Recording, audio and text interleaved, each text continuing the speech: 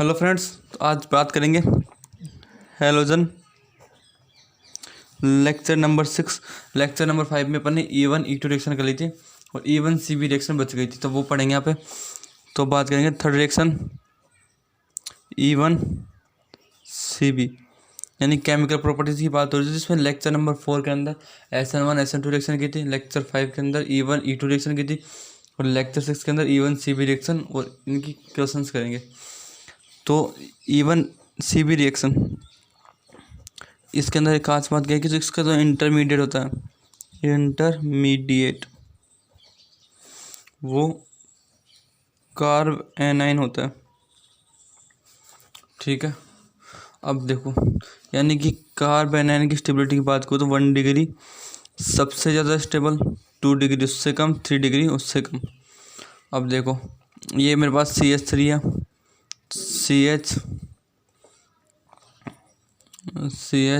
CH2, ये F, ठीक है, ये है। और यहाँ पे एक हाइड्रोजन है। तो अब देखो, एक हाइड्रोजन यहाँ पे और एक हाइड्रोजन यहाँ पे, तो होगा क्या,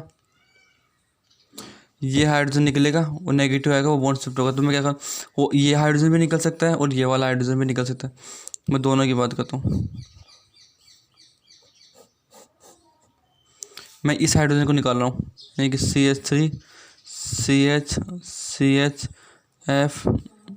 CH3, यहाँ से हाइड्रोजन गया एक्सप्रेस के फॉर्म में, तो नेगेटिव चार्ज आ गया। अब मैं इस वाले हाइड्रोजन को निकाल रहा हूँ, CH3 CH2 CHF CH2 minus. ठीक है, अब देखो, ये कार्बन है, ये RDS है क्योंकि इंटरमीडिएट बन रहा है कार्बन है। तो ये वाला जो कार्बन है वो कैसा है, 2 डिग्री, और ये वाला कार्बन है 1 डिग्री। ठीक है, अब सुनो, अब होगा क्या, ये नेगेटिव यहाँ शिफ्ट होगा, ये निकल जाएगा। इसी तरह यहाँ पे ये नेगेटिव शिफ्ट होगा, F माइनस निकल जाएगा। तो देखो ये क्या होगा, CH3 CH double bond CH3 CH2 CH double bond CH2। Alpha H कितने हैं, इधर 2 अल्फा एच है, इधर 6 अल्फा एच है। अब अल्फा एच के हिसाब से देखें तो ये मेजर होना चाहिए था और ये माइनर। ठीक है, ये मेजर होना चाहिए था, ये माइनर, बट ऐसा नहीं है। यहाँ पे जो मेजर प्रोडक्ट होगा ना वो ये होगा। क्यों? क्योंकि जो इसकी इंटरमीडिएट है, E1 CB रिएक्शन का जो इंटरमीडिएट है वो कार्बन आयन है। तो कार्बन आयन जितना स्टेबल बनेगा, प्रोडक्ट उतना स्टेबल होगा, उतना स्टेबल यानी कि मेजर प्रोडक्ट होगा। यहाँ क्यों?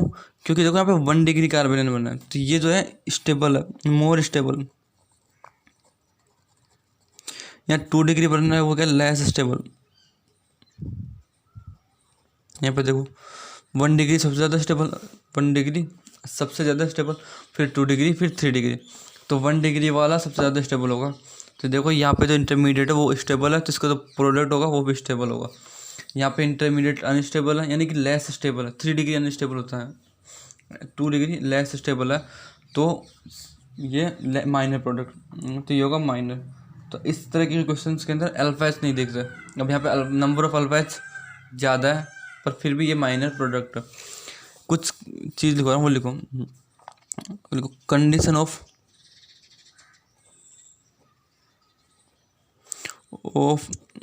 E1 CB रिएक्शन, कि तुम्हें पता कैसे चलेगा कि कौन सी रिएक्शन होगी।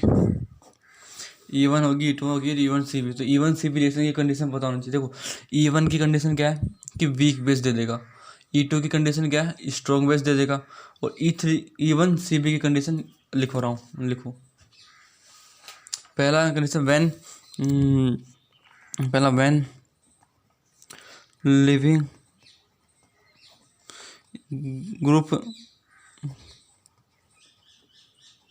इज बल्कि इन साइज, जो लिविंग ग्रुप है वो साइज में बड़ा हो तो वो नहीं निकलेगा। दूसरा कंडीशन, व्हेन बेस इज बल्कि इन साइज, यानी अगर बेस का साइज बड़ा है तो भी नहीं होगा, E1 CB रिएक्शन होगी। When leaving group is poor leaving group poor यानी कि गुड लिविंग ग्रुप ना हो, तो देखो फ्लोरीन पुअर लिविंग ग्रुप होता है। ये क्या होता है? Poor leaving group. तो ये कंडीशन, थर्ड कंडीशन हो गई। फोर्थ देखो, लिविंग ग्रुप है positive charge, leaving group have positive charge. अगर लिविंग ग्रुप के ऊपर पॉजिटिव चार्ज है तो भी नहीं निकलेगा। तो इस तरह की कंडीशंस बनती है, ठीक है। तो एक दो एग्जांपल और देख लो।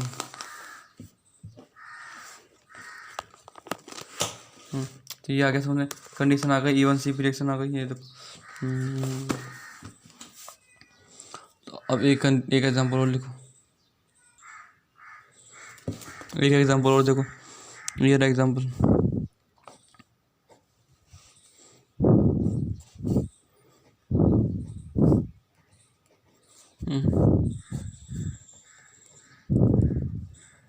देखो लिविंग ग्रुप कैसा है? पुअर। तो क्या होगी, कौन सी रिएक्शन होगी बोलो? E1CP। तो वही, कुछ नहीं करना, यहाँ पर भी हाइड्रोजन होंगे, यहाँ पर भी हाइड्रोजन होगा। इस हाइड्रोजन को हटाओ,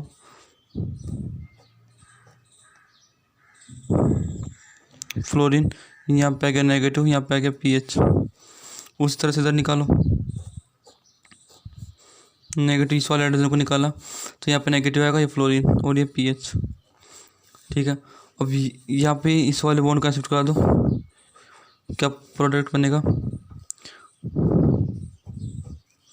ये डबल हो जाएगा, ये पीएच। इधर देखो क्या होगा,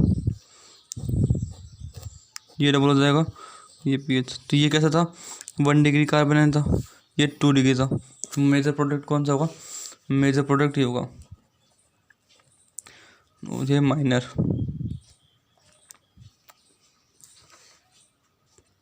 मेजर और माइनर प्रोडक्ट देखने के लिए इंटरमीडिएट देखते हैं कि इंटरमीडिएट कौन स्टेबल है क्या अनस्टेबल। तो इसका जो इंटरमीडिएट था वो स्टेबल था, तो यानी कि इसका जो प्रोडक्ट होगा वो स्टेबल होगा। इसका इंटरमीडिएट लेस स्टेबल, तो प्रोडक्ट भी लेस स्टेबल होगा। तो इंटरमीडिएट देखना कि इसका इंटरमीडिएट कार्बन है ना, जितना स्टेबल कार्बन बनेगा उतना स्टेबल प्रोडक्ट होगा, ठीक है।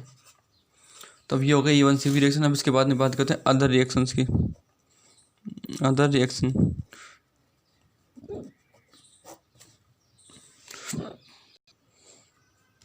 अदर रिएक्शन में सबसे पहले देखो होता है कि इसका जर्नल फॉर्मेट देखो, RX प्लस न्यूक्लियोफाइल और क्या बनेगा, R न्यूक्लियोफाइल निकल जाएगा और X माइनस निकल जाएगा। तब एक एक रिएक्शन करते हैं। रिएक्शन नंबर 1 कि RX की रिएक्शन में किससे कराऊंगा? NaOH ले लूँ या KOH ले लो, या मोइस Ag2। मोइस मतलब मॉइस्चर, नमी यानी कि वाटर। इसके अंदर क्या है, Ag2 प्लस वाटर, ऐसे बोल सकते हैं उसको ना। तो यहाँ पे न्यूक्लियोफाइल क्या बनेगा, OH माइनस, यानी कि OH माइनस आएगा यहाँ से, वो इस पर अटैक करेगा और क्या बनेगा, ROH, यानी क्या बन गया, एल्कोहल। Reaction number 1। अगली रिएक्शन देखो, RX लिया मैंने, इसकी रिएक्शन वाटर से कराई। ये सारी NCERT की रिएक्शन है जो बोर्ड में पूछ जाती है डायरेक्ट, नीट में तो बहुत कम आती है। नीट में E1 E2 SN1 SN2 इनसे आता है क्वेश्चन, E1CP से भी आता है, यहाँ से कम आता है। तो वाटर से रिएक्शन करवाओ, क्या बनेगा, ROH, एल्कोहल बनेगा, ठीक है। आगे देखो,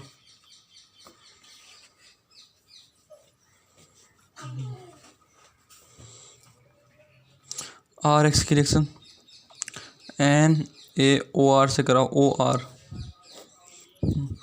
सोडियम, ये ना OR। तो यहाँ पे क्या निकलेगा, न्यूक्लियोफाइल OR माइनस आएगा, जैसे जुड़ जाएगा कि ROR बन जाएगा, यानी कि ईथर, ठीक है।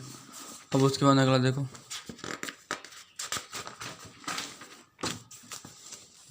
आगे RX की रिएक्शन NaI से कराएंगे तो क्या बनेगा, यहाँ से I माइनस आएगा और क्या बना देगा, RI, Na क्या देगा, RI। तो ये क्या बन जाएगा, एल्किल हैलाइड, ठीक है। उसके बाद RX की रिएक्शन में अगर अमोनिया से करा दूँ NH3 से तो क्या बनेगा प्रोडक्ट, तो क्या बन जाएगा RNH2 यानी कि 1 डिग्री एमाइन।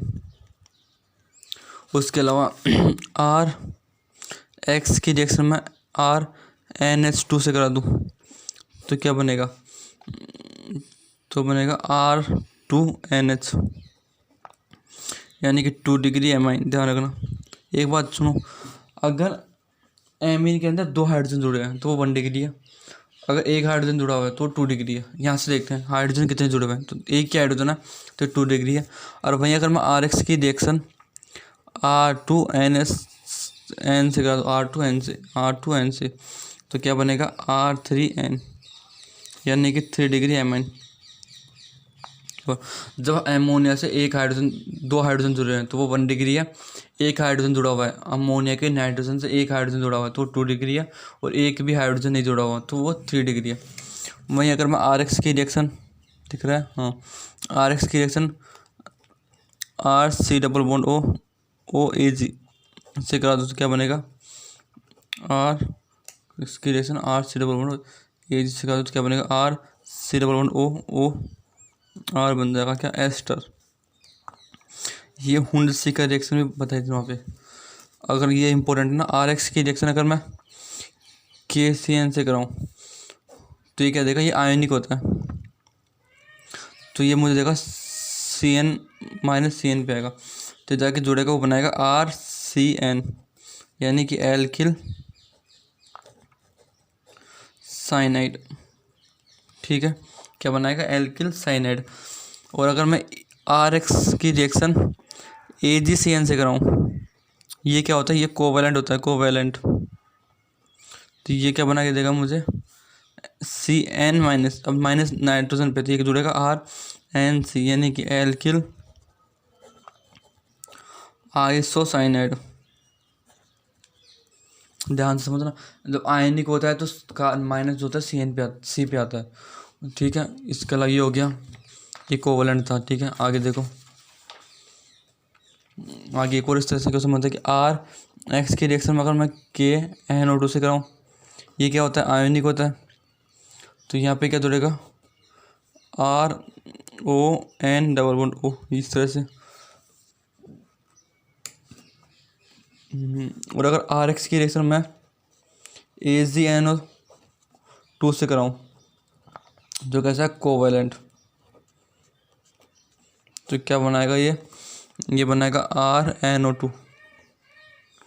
अच्छा, इसका नाम लिख लो, इसका नाम है एल्किल नाइट्राइट, इसको नाम है नाइट्रो एल्केन।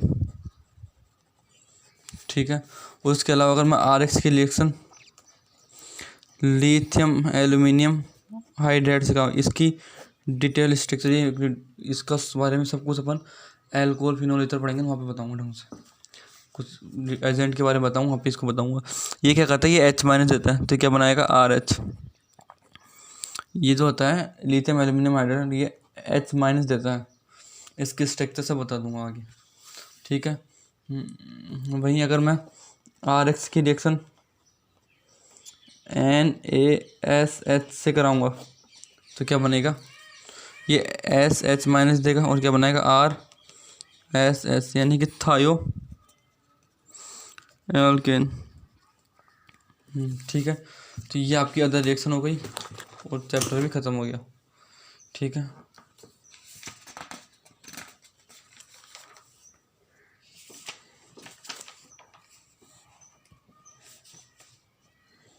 यहाँ पे आपका एलो हेल्केन ख़त्म हो गया।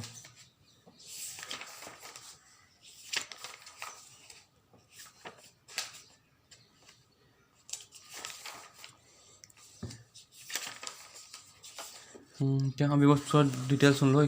देखो, अपन पढ़े थे हेलो एल्केन, लिखना नहीं है कुछ भी, हेलो एल्केन्स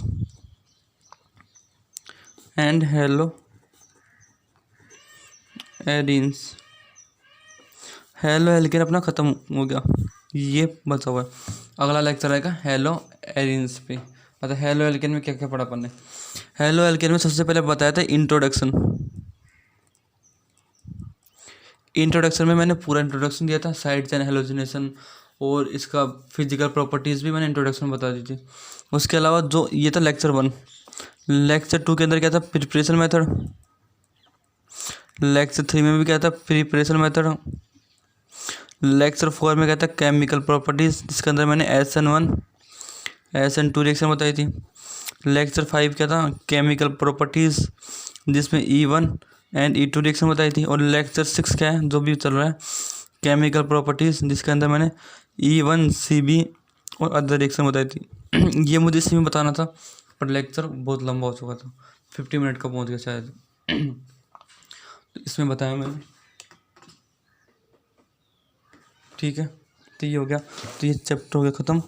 इसके बाद में इसके हेलो एल्केन्स के क्वेश्चन कर लेंगे अगले वीडियो में, और फिर शुरू कर देंगे हेलो एरिन्स एरोमेटिक कंपाउंड के अंदर, बेंजीन के अंदर side chain halogenation, fiddle craft reaction, sulphonation, nitration, halogenation सब पढ़ेंगे। फिडल क्राफ्ट एल्काइलेशन, हेलाइलेशन सब, ठीक है। तो इस लेक्चर को करते हैं समाप्त, या वो खत्म। और Wurtz reaction, Wurtz Fittig reaction वो मैं करवा दूंगा, वो बच के ना, वो मैं करवा दूंगा आप लोगों को, ठीक है। तो Wurtz reaction, Wurtz Fittig reaction करवा देंगे आप लोगों को, चिंता मत करना, बस वीडियो देखते रहो रेगुलर। चलो ये बात देख लो क्या क्या हुआ।